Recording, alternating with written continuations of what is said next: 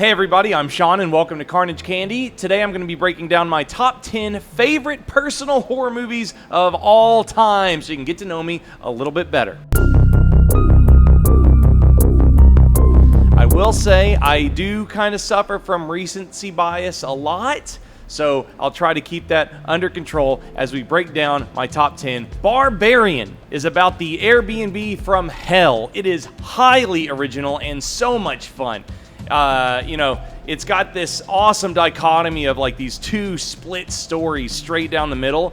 And I was really pleased to know that the trailers don't give away that much stuff. Whenever I walked into this, I was like, I totally knew what the movie was going to be. I thought I knew what was going to happen. But as it unfolds, it just completely subverts expectations. And I think that's something you'll see with a lot of my preference in newer horror. And then in Barbarian's case, not really so much spoiler alerts, but about halfway through the movie, it completely changes. It completely pivot shifts and then comes back around to how it originally started. So really creepy atmosphere. The lead does a spectacular job. She is very good at being afraid. As the mystery unravels what's beneath this house, it gets really, really messed up. Awesome creature design, super original. The premise itself is just wholly unique and gross and icky. Does not buckle under the weight of its third act like a lot of horror movies in this day and age do. So if you don't know anything about Barbarian, go make sure and check that out. It's the tits. Now, while I did watch Invasion of the Body Snatchers as a kid and my dad showed me, my number 9 pick is not that, but in my opinion, something better. The Faculty, about a high school that gets overtaken by aliens. It is really funny and witty and original. Kevin Williamson wrote this, the same guy who wrote Scream, and he was just on a complete heater run of scripts. The ragtag group of teens is really good. All-star cast. Obviously, you got Josh Hartnett and you got Elijah Wood. Famke Jensen's in it.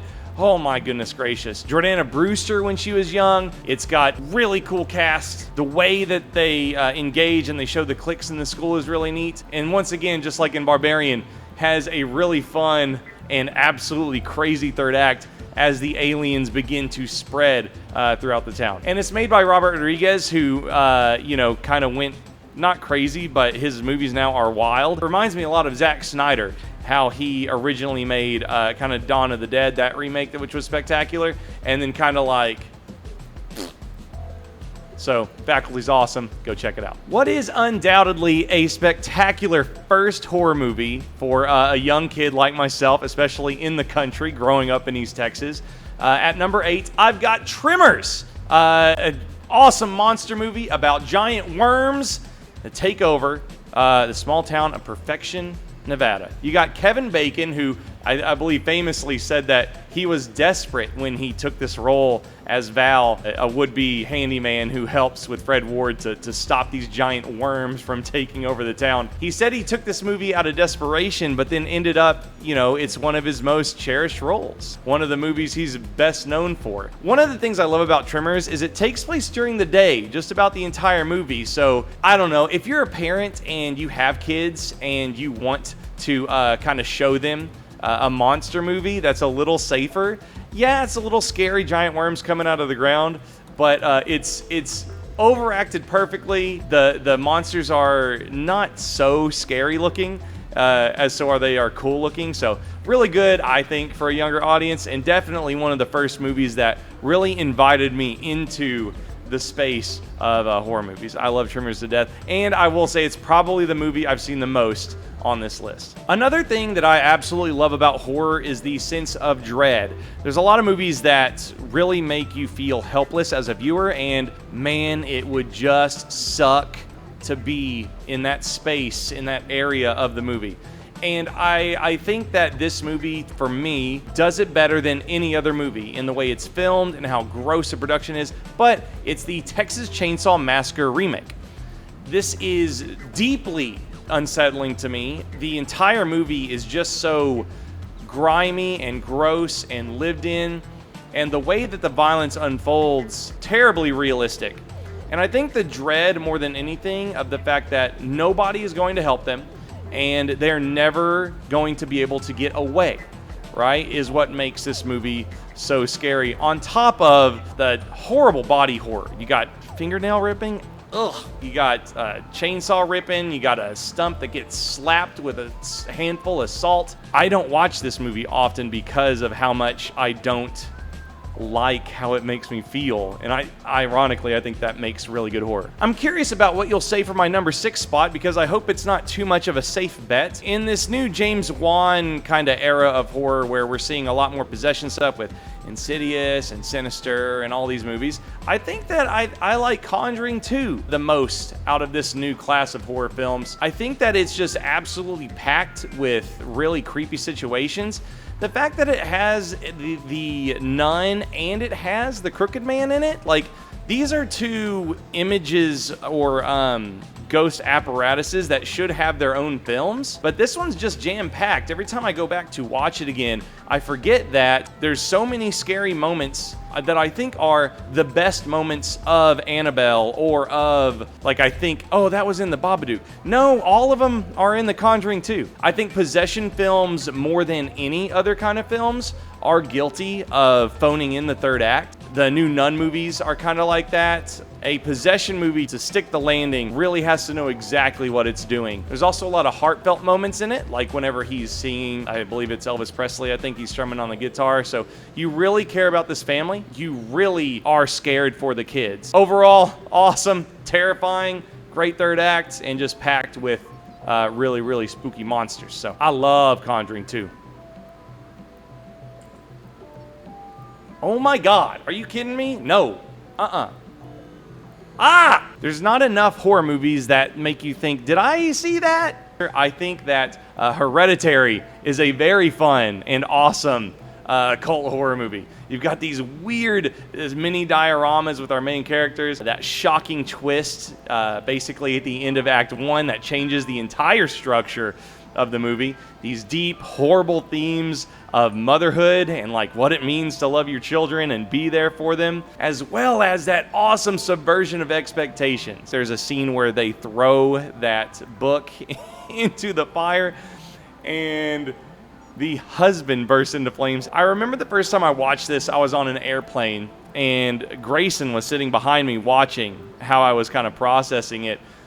And in the third act, which once again you'll see with all my favorites, Sticks the ending, there is this horrible self-mutilation happening, and there's some head cutting and naked people. To make, especially now, to make a possession film or a haunting film feel fresh, especially when the storyline is as simple as Hereditary's, it's something really special, and I think that's just a really good example of effective filmmaking. Now, I did mention this in my movies that shaped me, but Dracula 1992 is one of my most rewatched horror movies of all time.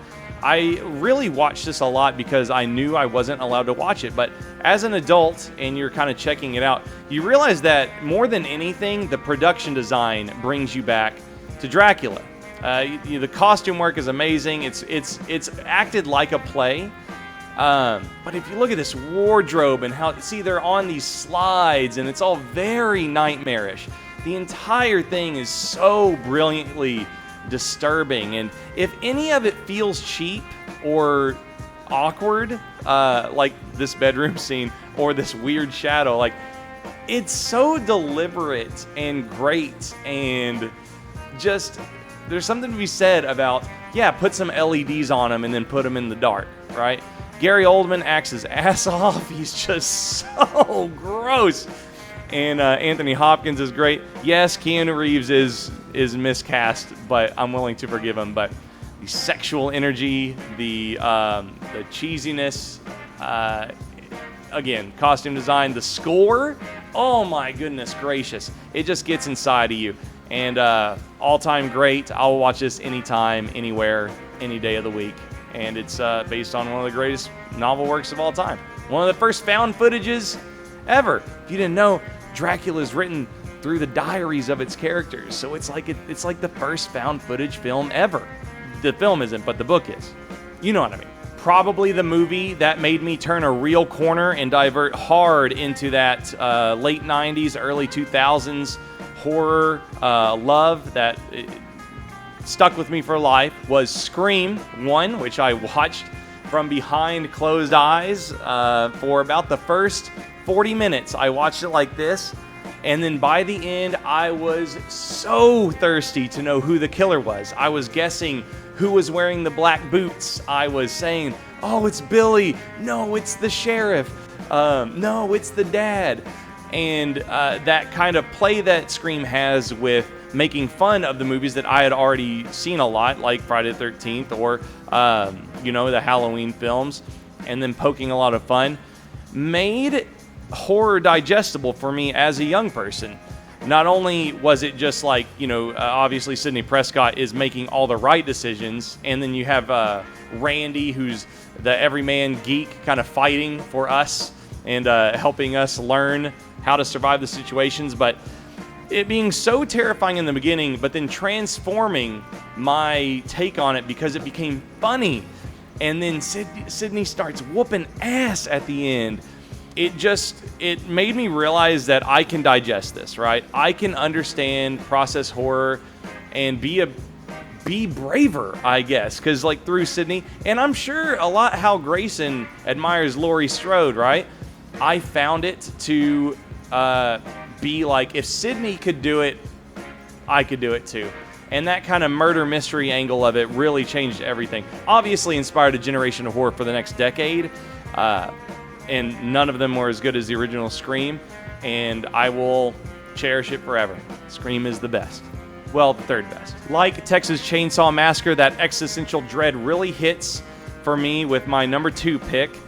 Don't get mad at me, Evil Dead fans, but Evil Dead 2013 is my number 2 pick.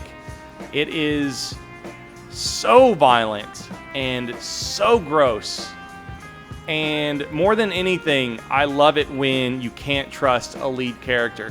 So in Evil Dead 2013, a group of friends take their drug-abusing friend to a cabin to detox, and she gets possessed by deadites. They think she's coming down from her drugs, and she's like, hey, there's something inside of me. And they're like, yeah, your drug addiction, and we're going to get it out. The makeup work and the effects are terrible and gruesome, and I can't even really show it on YouTube. Oh my goodness gracious. Obviously there's a lot of self-mutilation in this, but it's like one of the ones that I can handle just fine. So a lot of body horror as well. But more than anything, that third act, Fede Alvarez just completely nails. It is thunderstorming, blood, and the cabin's burning, and there's a chainsaw fight.